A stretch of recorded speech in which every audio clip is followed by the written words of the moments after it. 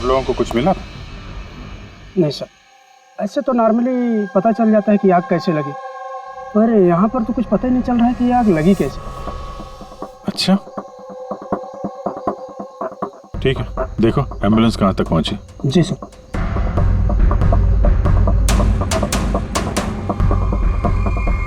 बहुत बुरी तरह से झुलस गया। कमाल है, कुछ पता ही नहीं चल रहा कि आग कैसे लगी है।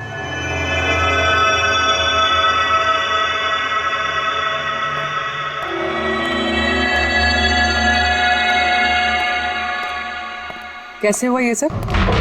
सब कुछ तो बिल्कुल ठीक था, पता नहीं ये आग कहाँ से लग गई।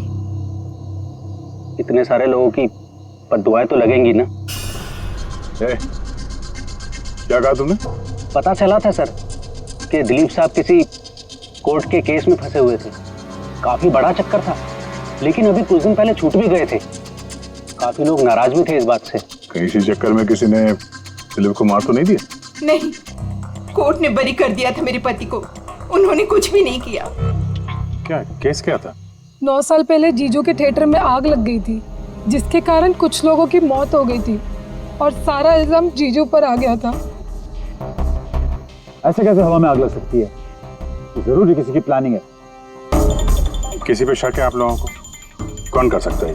कोई भी कर सकता है, अनीता भी कर सकती है। कौन कौन है अनीता? टोनी की वाइफ, और वो आज यहाँ आई भी थी।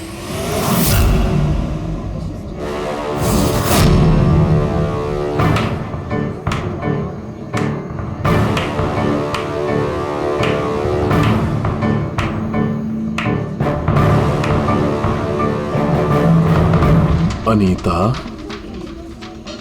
दूसरों का घर बर्बाद करके अपने परिवार के साथ खुशियां मनाई जा रही है। वेरी गुड, वेरी गुड, वाह। लेकिन एक बात याद रखना, उन लोगों की तरह तुम भी तड़प तड़प के मरोगे। सिक्योरिटी! ए चुप! आवाज नीचे। निकालो उसको बाहर, निकालो। आउट!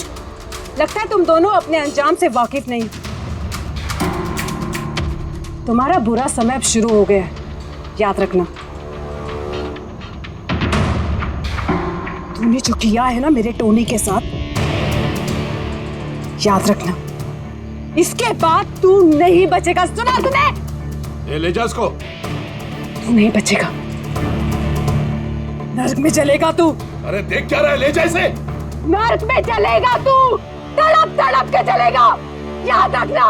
अरे जा।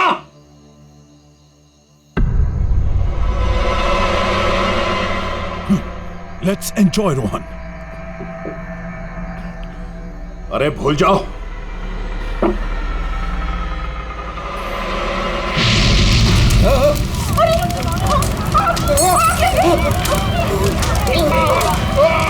दिलीप और रोहन जिस केस में फंसे थे, उसी केस में कोर्ट ने टोनी को सजा दी थी। अच्छा, किस किस को पता था कि आप लोग यहाँ रेस्टोरेंट में आने वाले? पता नहीं सर। अच्छा, दिलीप जी के आने से पहले इस चेयर के आसपास किसी को देखा था क्या? किसी अनजान आदमी को? नहीं सर, किसी को नहीं देखा सर। ये टेबल किसने रिजर्व किया था? दिलीप जी का फोन आया था, कह रहे थे कि हमारे लिए टेबल रिजर्व रखो। हमेशा यहीं बैठते थे, इसी टेबल इसी चेयर पर। रेगुलर कस्टमर थे हमारे। किसी को पहले से पता था कि दिलीप यहाँ इसी टेबल पे बैठेगा? सर, कुर्सी के पास तो ऐसी कोई चीज नहीं है जिससे आग लग सकती हो। कमाल की मिस्ट्री है यार। सीसीटीवी कैमरा,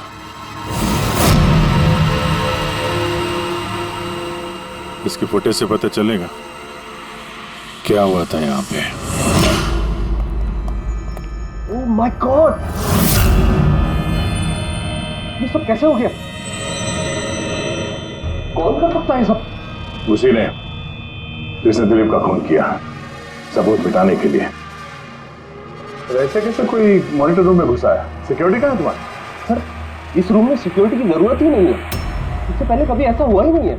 सर, सर मुझे नहीं लगता उसके पास टाइम होगा सीसीटीवी फुटेज डिलीट करने का। सर, उसने बस तोड़फोड़ कर दी है। अगर हम किसी एक्सपर्ट को बुलाते हैं सर, तो वो शायद हार्ड डिस्क से रिकवर कर पाए सर।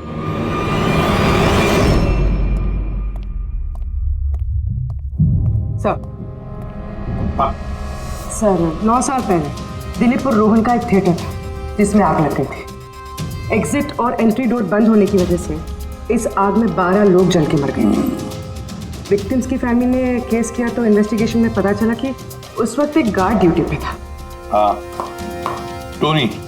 हाँ सर, कोर्ट में साबित हो गया कि टोनी ने बहुत शराब पी रखी थी और शराब के नशे में वो इतना धुत था कि वो इमरजेंसी एग्जिट भी खोल नहीं पाया।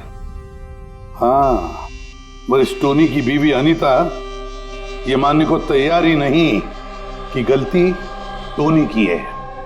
सर सिर्फ उसका ही नहीं, बहुत सारे न्यूज़पेपर आर्टिकल्स ने भी कोर्ट के इस फैसले के खिलाफ आवाज़ उठाई थी।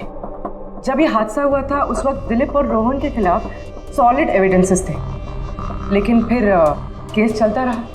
9 साल हो गए। कुछ विटनेसेस ने गवाही बदल दी और कुछ कंट्री से बाहर चले गए। सर, दिलीप और रोहन ने जरूर पैसे और पावर का इस्तेमाल किया होगा और यह बात टोनी को पता चल गई होगी। उसी ने भेजा होगा अनीता को दिलीप को मारने के लिए। पर फ्रेडी, जब अनीता वहां थी ही नहीं तो आग लगाई कैसे? नहीं, सिक्योरिटी वालों ने तो उसे बाहर निकाला था रेस्टोरेंट में से। ऐसी कौन सी चीज है जो अचानक आग लग सकती है? सर शायद डॉक्टर सालुंके हमारी मदद कर सके, या फिर अनीता।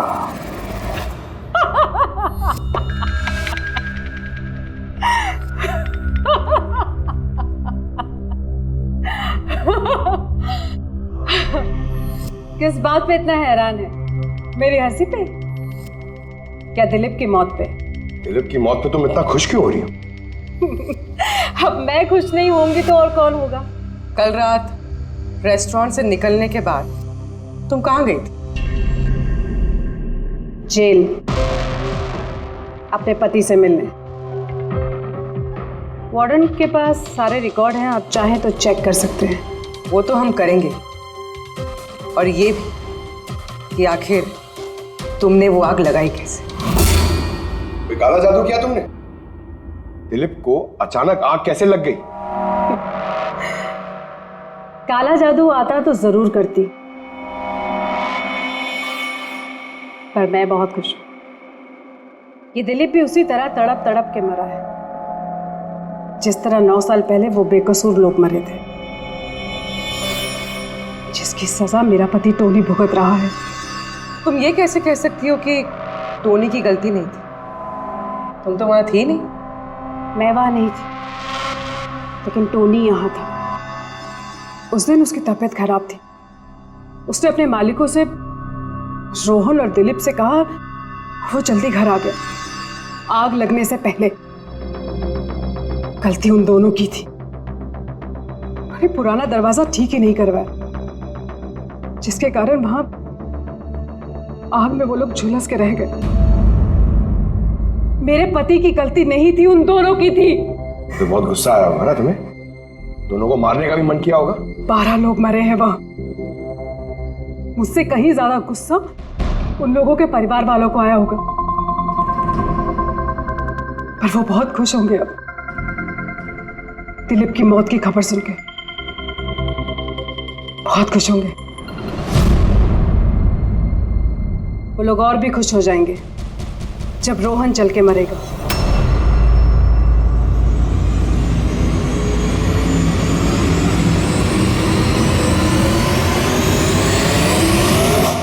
सर 42 लोग हैं, उन 12 विक्टिम के करीबी रिश्तेदार और फैमिली वाले। सस्पेक्ट ज्यादा और वक्त कम। सर सबसे पहले इन 42 लोगों में से उन लोगों के नाम हटा देते हैं जो कल दिलीप की मौत के वक्त शहर में नहीं थे। 9 साल हो गए इस बात को। शायद कितने लोग देश भी छोड़कर चले गए होंगे और कुछ लोगों की मौत भी हो गई होगी। फिर भी पता तो लगाना ही पड़ेगा। देखो कितने लोग शहर में थे जब दिलीप की मौत हुई।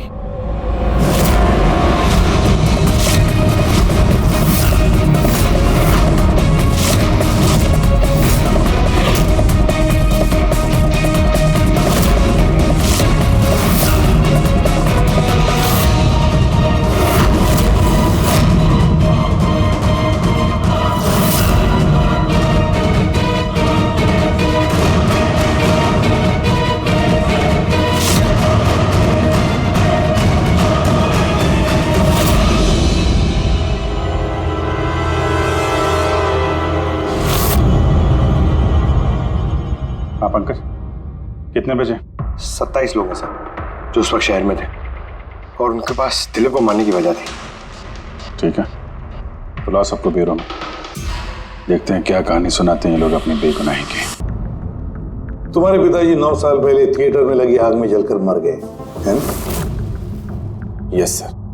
आपके हस्बैंड फिल्म अकेले देखने गए थे? उस दिन मैं बिजी थी, इसलिए वो अकेले ही चले गए। कल रात कहाँ पर थे तुम? सर मैं अपने फ्रेंड्स के साथ था। सर मैं पासपोर्ट ऑफिस गया था। उन दोनों को मैं ऐसे बच के नहीं जाने दूंगी। तो क्या किया तुमने? सोचा कि दिलीप से फेस टू फेस मिलूंगा और उससे पूछूंगा कि तुमने ऐसा क्यों किया। सर उसके बाद मैं अपने फ्रेंड के साथ घर पे गया। मैं अपनी वाइफ के साथ मॉल में था। सर आप मेरे फ्रेंड से पूछ सकते हैं। सर मैं उससे मिलता तो रेस्टोरेंट तक जिंदा नहीं पहुंच पाता। दिलीप को उसके किए की सजा मिल गई। मुझे मालूम चला रेस्टोरेंट से कि दिलीप के साथ क्या हुआ तो दिल को सुकून मिला सर। अब बचा रोहन, उसको भी उसके किए की सजा जरूर मिलेगी। अब इन 27 लोगों में से उन लोगों के नाम रहने दो जो घुमा फिरा के जवाब दे रहे थे और जिन्होंने अपने जवाब पहले से ही तैयार करके रखे थे।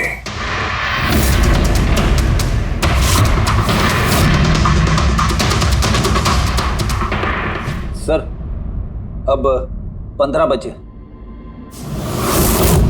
अब इन 15 लोगों को उस दिन के बारे में पूछते हैं जब 9 साल पहले थिएटर में आग लगी थी। देखते हैं किसे सबसे ज्यादा गुस्सा आता है, कौन मुंह फेर लेता है। सर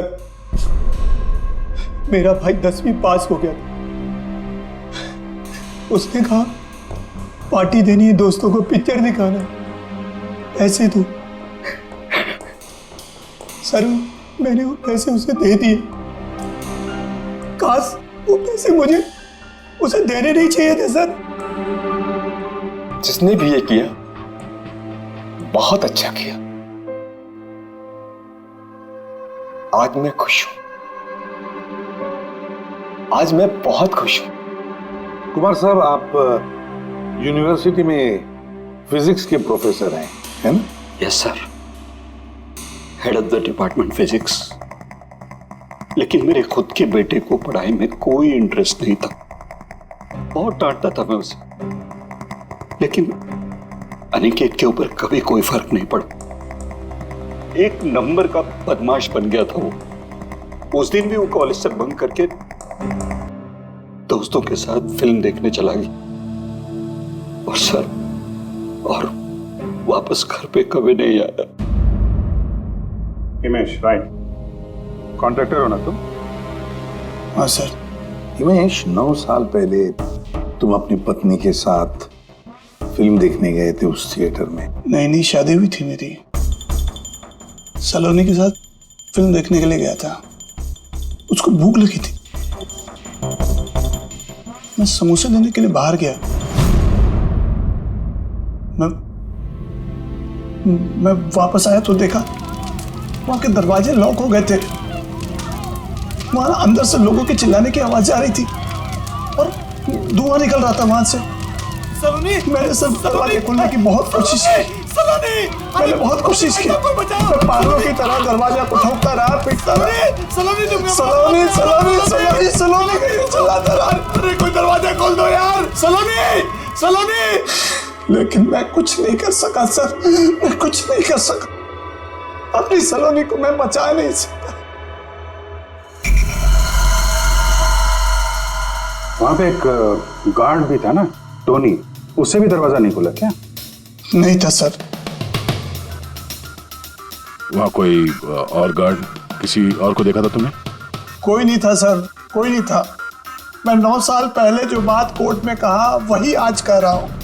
जब सिनेमा हॉल में आग लगी थी उस वक्त टोनी वहां पर नहीं था सर।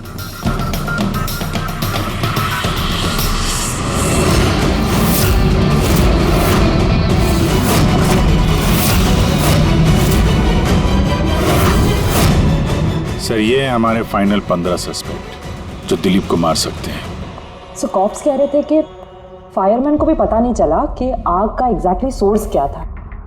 उन लोगों को तो जनरली ढूंढ कर पता चल जाता है कि वहां पर ऐसी कौन सी चीज थी जो तुरंत आग पकड़ती है,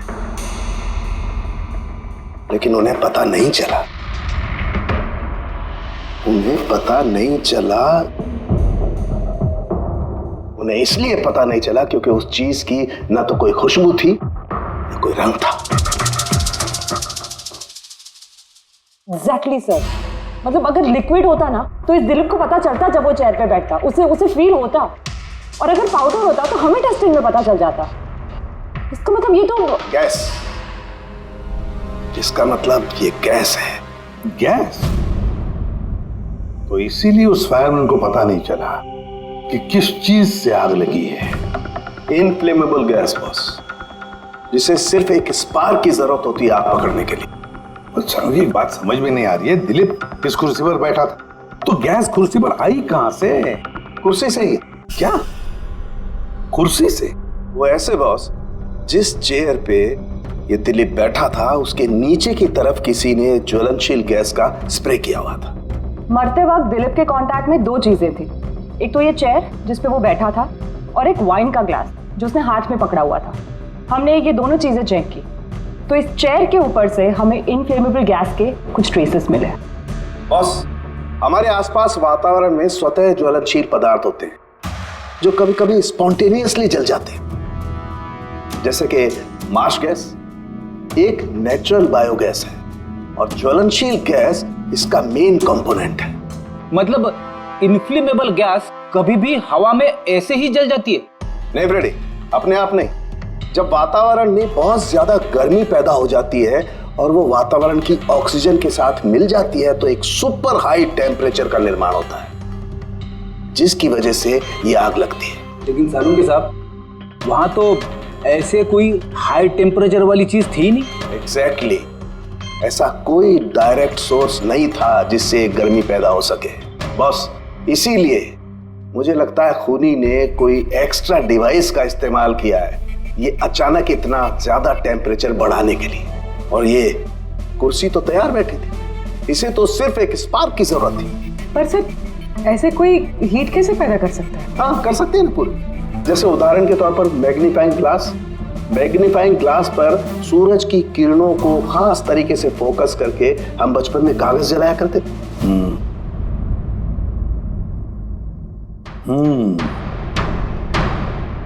लगता है इस रेस्टोरेंट में फिर से जाना पड़ेगा, पता लगाना पड़ेगा किस चीज से आग लगी।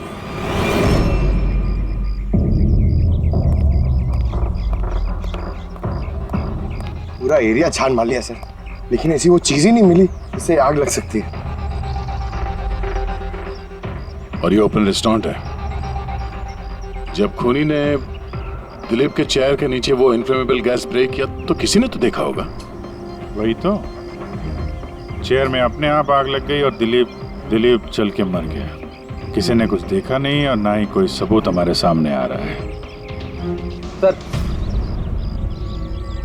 उस डेटा एक्सपर्ट ने सीसीटीवी फुटेज रिकवर कर ली है, आप देख सकते हैं सर। गुड, तुम लोग यार देख लो, तब तक मैं देखता हूँ यहाँ पे कुछ मिलता है क्या। सर, दिलीप और उसकी फैमिली के आने के 15 मिनट के पहले की फुटेज है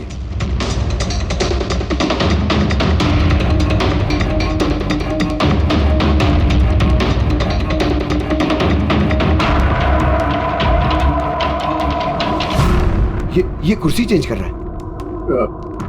इसका कोई दूसरा एंगल है क्या? इसी टाइम का चेक करो।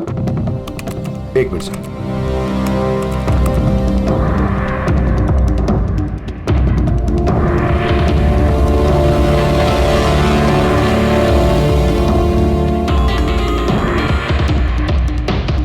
ये कुर्सी के साथ क्या कर रहा है? गैस स्प्रे कर रहा है क्या? हाँ, उसने अपने चेयर पे गैस स्प्रे किया और उसने अपनी कुर्सी को उस कुर्सी से बदल दी जिस पे दिलीप बैठने वाला था।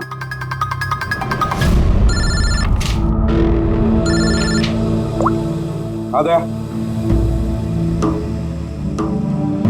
अच्छा, great, good work, good work. क्या हुआ सर? जिसने भी दिलीप की कुर्सी के साथ छेड़खानी की ना, उसका पता चल गया है। वो एक आदमी है, उसका मिलता जुलता हुलिया भी मिला है। अब देखते हैं, दया भेजने वाला है फोटोग्राफ।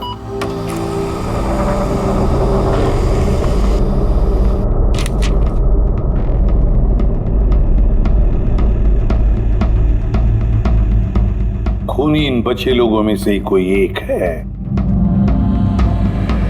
इन्हीं में से एक। और अब इसका अगला शिकार रोहन है।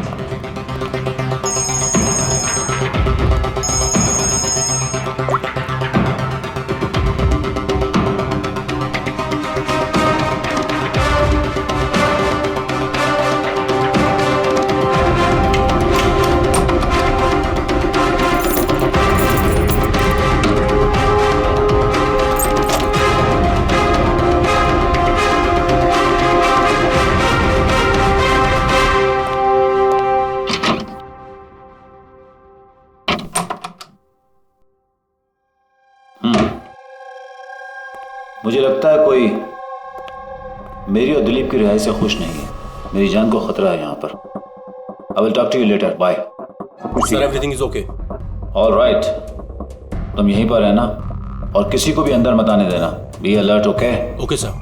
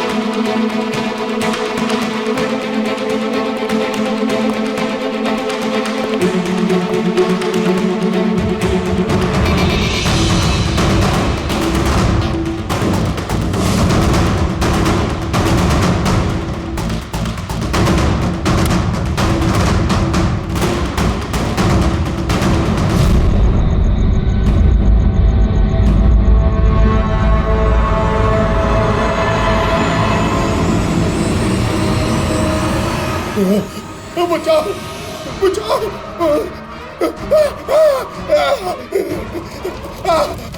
बचाओ, परे परे, बचाओ बचाओ,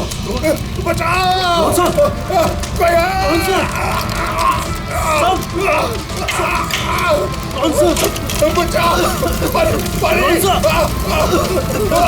कौन सा?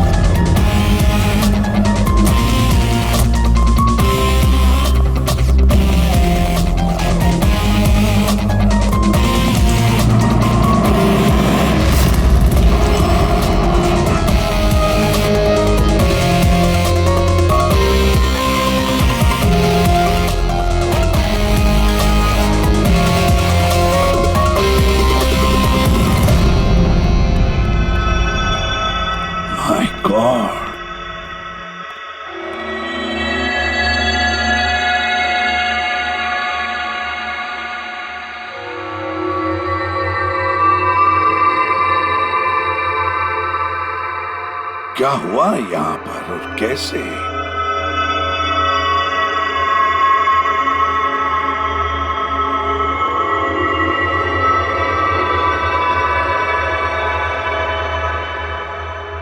यहाँ पर भी और किसी किस्म की कोई स्मेल नहीं है, इस जली हुई लाश की बदबू के।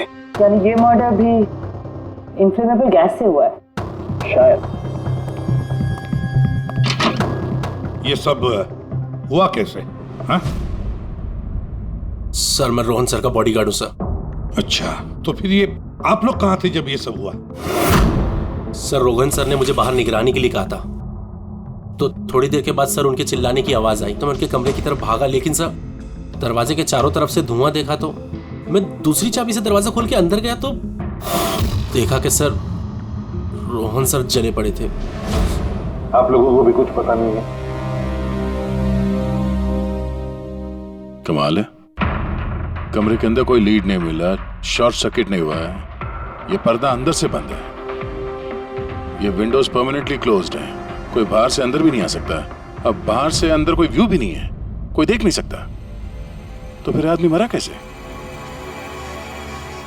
इससे लगी है आग बॉस।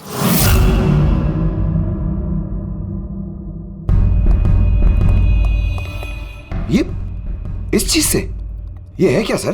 फिलामेंट है। फिलामेंट? इलेक्ट्रिक बल्ब के अंदर का फिलामेंट।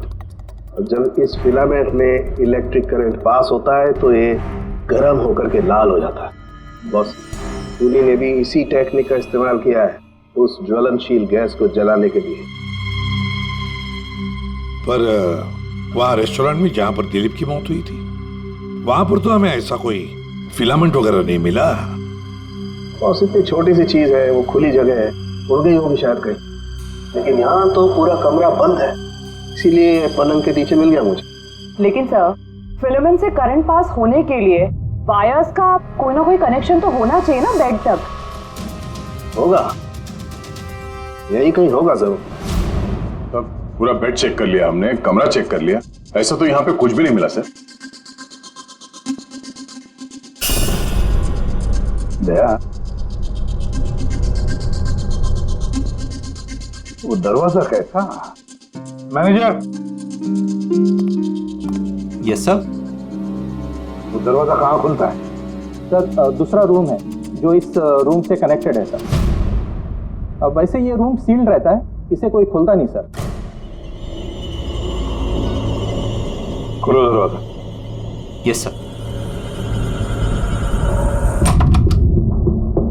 आइए सर।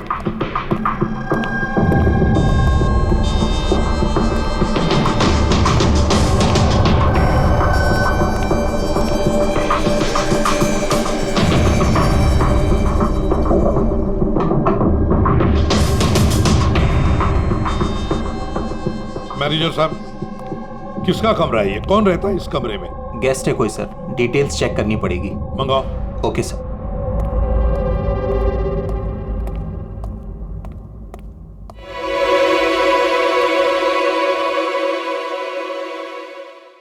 सर, वहां उस कमरे में जो कुछ भी हुआ है सर, वो इसी कमरे से किया गया। लेकिन अगर करंट इस रूम से पास किया गया है तो यहाँ से उस बेड तक कोई ना कोई वायर तो होनी चाहिए ना। और अगर वायर अगर होती तो बॉस रोहन को दिखाई भी देनी चाहिए। हाँ, शायद उसके बॉडीगार्ड ने भी देखा हो।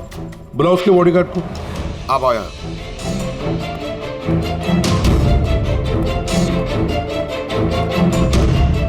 एक बात बताओ, जब तुम रोहन के कमरे में आए थे तब कोई वायर देखी यहाँ इस दरवाजे से उस कमरे में जाते हुए?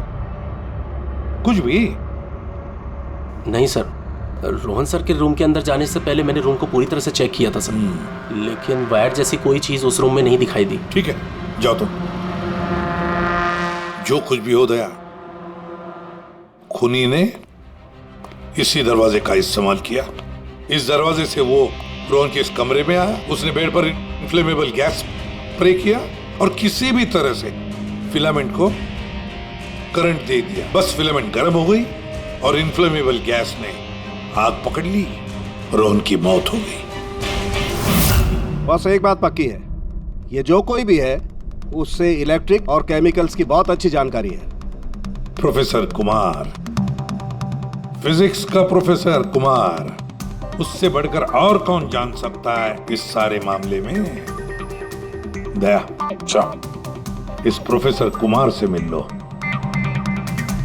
अच्छा दया, मैं भी चलता हूं तुम्हारे साथ।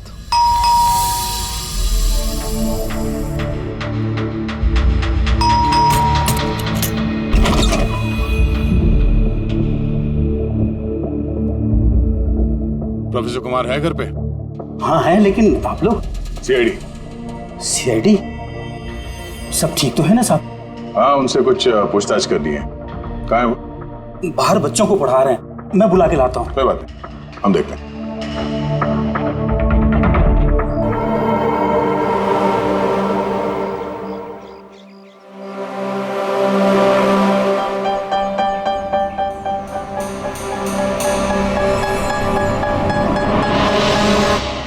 मिस्टर कुमार, हमें आपसे कुछ पूछताछ करनी है। पूछिए, क्या पूछना है? इसे पहचानते हैं? ये तो फिलामेंट है। गुड, सही पहचाना आपने। आपको पता ही है फिलामेंट हमें कहाँ से मिला? ये तो आप ही को पता होगा कहाँ से मिला आपको। रोहन के बेड के नीचे से। कल रात उसी बेड पे रोहन जल के मर गया। व्हाट? रोहन की भी डेथ हो गई? कल रात आप कहाँ पर थे? रात 9 से लेकर सुबह 3 बजे तक। आप मुझ पर शक कर रहे हैं? ये हमारे सवाल का जवाब नहीं हुआ मिस्टर कुमार। कल मैं पूरा दिन और पूरी रात घर पे ही था। कोई गवाह? जी हाँ, मेरा नौकर रामू और विकास। Please come here.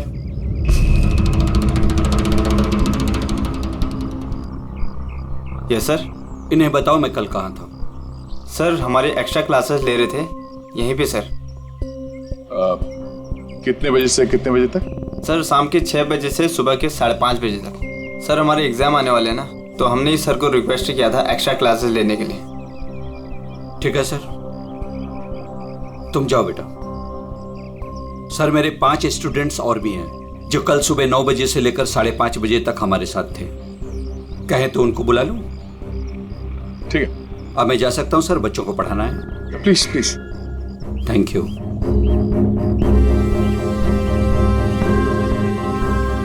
हाँ, तो बच्चों में ये कह रहा था कि बिना सोल्डरिंग वायर के भी हम मदरबोर्ड फिक्स कर सकते हैं with the help of adhesive conductor.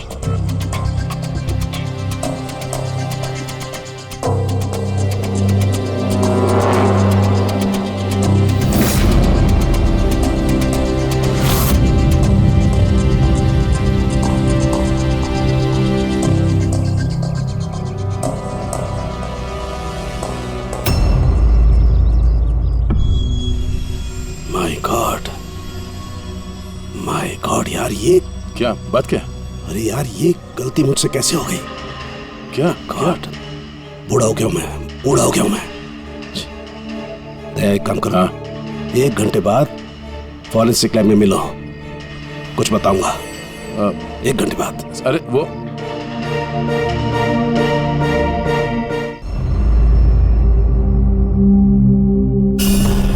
लो बस एक काम करो, इस स्विच से इन बल्ब्स को जलाओ।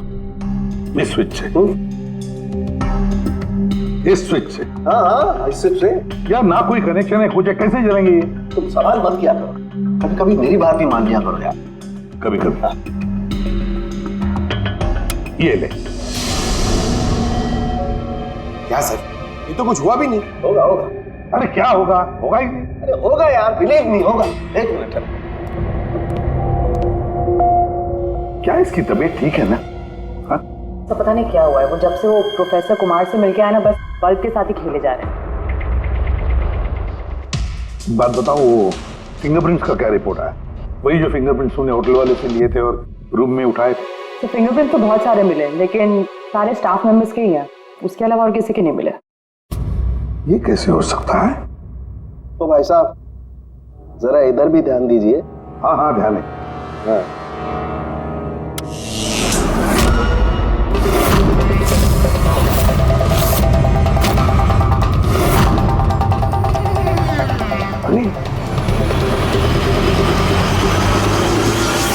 सर ये बल्ब जलने कैसे लगे?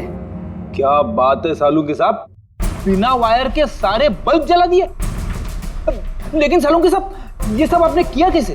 ठीक वैसे ही हुआ ये फ्रेडी, जैसे कि खूनी ने किया था उस दिलीप की कुर्सी पे और रोहन के बेड पे। जादूगर सालुंखे, जरा साफ साफ बताइए, आपने ये किया कैसे? करंट क्या हवा में से आया? हवा में से नहीं आया बॉस, करंट आया है इलेक्ट्रिक पेंट के जरिए। Electric paint? हाँ, इलेक्ट्रिक पेंट। दरअसल बिजली के जो तार होते हैं वो मेटल के होते हैं, और metal is a good conductor of electricity, इसीलिए करंट उनमें से पास होकर के जाता है। ठीक इसी तरीके से कुछ पेंट भी होते हैं जिन्हें हम इलेक्ट्रिक पेंट कहते हैं, और ये भी गुड कंडक्टर ऑफ इलेक्ट्रिसिटी होते हैं। इनमें से भी इलेक्ट्रिसिटी पास हो सकती है, और कमाल की बात यह है कि ये किसी भी कलर में मिल सकते हैं। जो आसानी से किसी भी बैकग्राउंड में मर्ज भी हो सकते हैं। ओह, इसीलिए मैं होटल रूम में और रेस्टोरेंट में कुछ दिखा नहीं सर। Exactly that.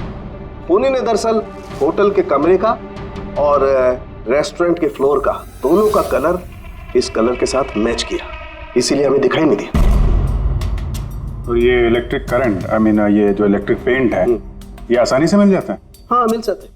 दरअसल इलेक्ट्रिक सोल्डरिंग और रिपेयरिंग के काम में आते हैं, और इनकी सबसे बड़ी खासियत ये है कि ये आमतौर पर नंगी आंखों से दिखाई नहीं देते, सिर्फ इंफ्रारेड लाइट में ही ये दिखाई देते हैं। मैं दिखाता हूँ।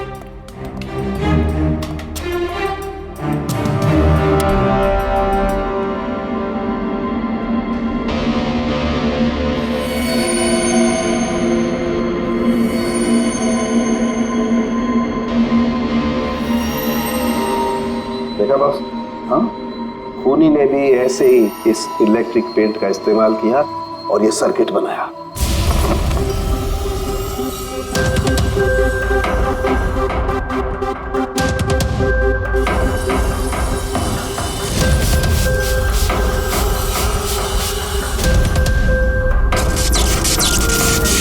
एक बात तो पक्की है, ये जो भी कोई है उसे इन सारी चीजों की पक्की जानकारी है।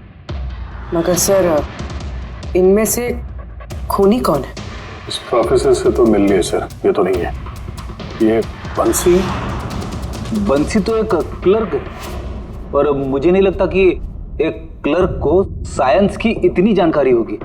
सर, इनमें से सबसे ज्यादा पढ़े लिखे तो ये प्रोफेसर ही लग रहे हैं। कोई ऐसा जो प्रोफेसर जितना इंटेलिजेंट तो नहीं है, लेकिन इसे इन सब चीजों की जानकारी है।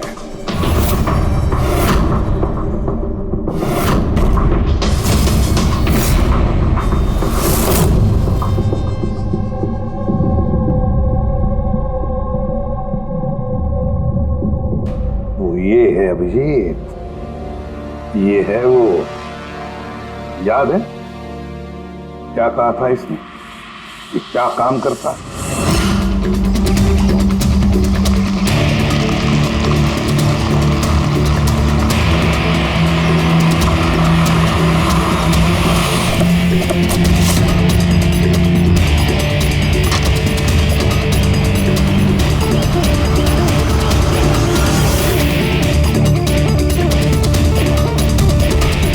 चले ससुराल।